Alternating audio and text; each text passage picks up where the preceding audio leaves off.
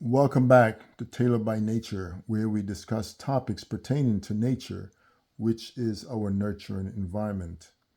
As customary, we'll begin with a Bible verse, and today's Bible verse is taken from Genesis 11, verse 7, which reads, "Come, let us go down and confuse their language, so they will not understand each other."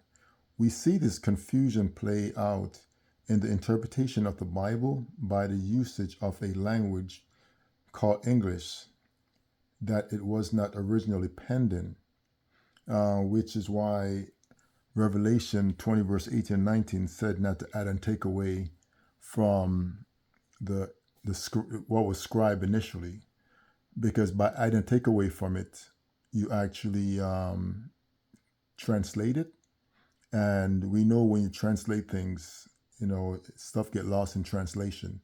And that's one of the issues right now we have with as far as the Bible is concerned, because everyone reads it and they get their own interpretation. So that's what's pretty much what's going on. What this verse is pretty much talking about, because we're seeing it played out right in front of our eyes today. In regards to that, today's discussion is about artificial intelligence and artificial influence, which is our language.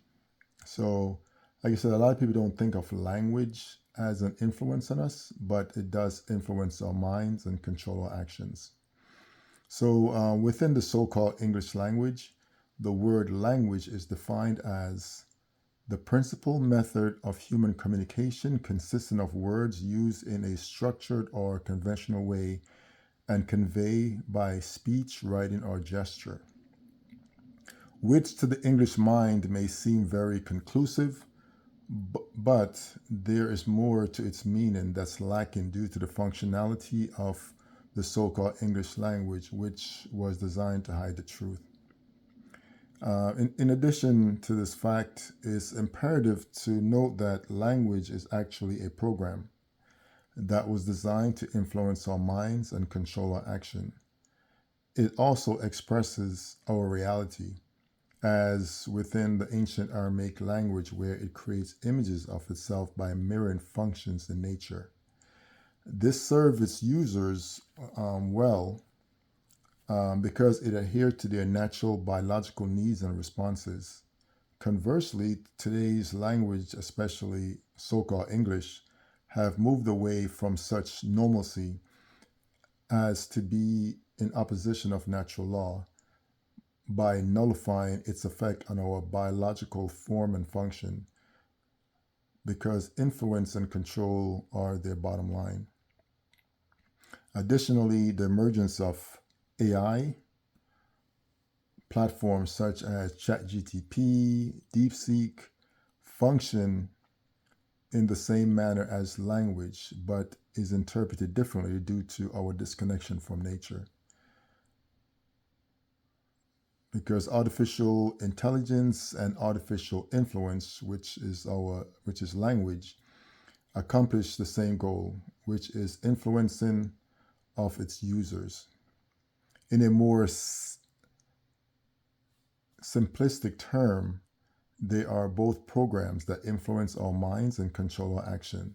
But what gives the artificial intelligence an edge over artificial influence, which is our language, it's its ability to manipulate time by virtue of processing speed to solve problem quickly, which comes at a cost of massive energy consumption and resources. So pretty much it's actually it's solving our problems faster, artificial intelligence, but just like it would take in a normal scenario, the energy it would take in a normal scenario, it takes the same energy when you speed things up. So you're consuming energy faster, pretty much what it's doing. Like I said, it comes at a cost and the consumption of resources. Nevertheless, we are all influenced by things, but it is our choice to choose by whom or what. In the case of AI, which is pronounced I in the ancient Aramaic lettering system, it is interesting. It's interesting. Actually, it is defined as pertaining to the I, the mind, and to actively see. That's what is defined as in the Aramaic language, which also pertain to, or you could look at it in our modern time as the active mind of a man or ideologies of a man that only serve man.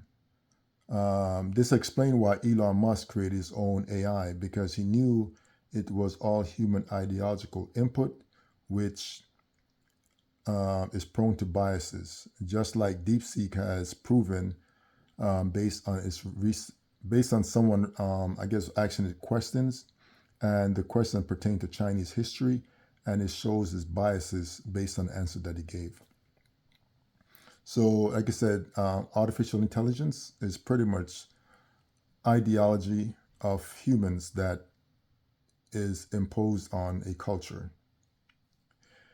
In closing, we have the option to control and manipulate by so-called AI. So we could fall into the ideology of AI, or we could choose to be influenced by nature, which was designed to provide a nurturing environment that enables life of our prosperity, our longevity, and our protection.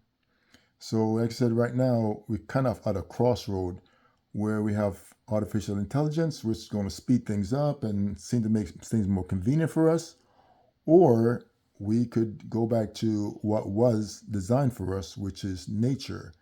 Nature takes a little longer to do things, but it's done right and it doesn't come with side effects. So we have to take consideration. So you have one intelligence, which is our natural biological form, and we have another intelligence, which makes things process faster, seem to be easier, but in the long run, it doesn't play out.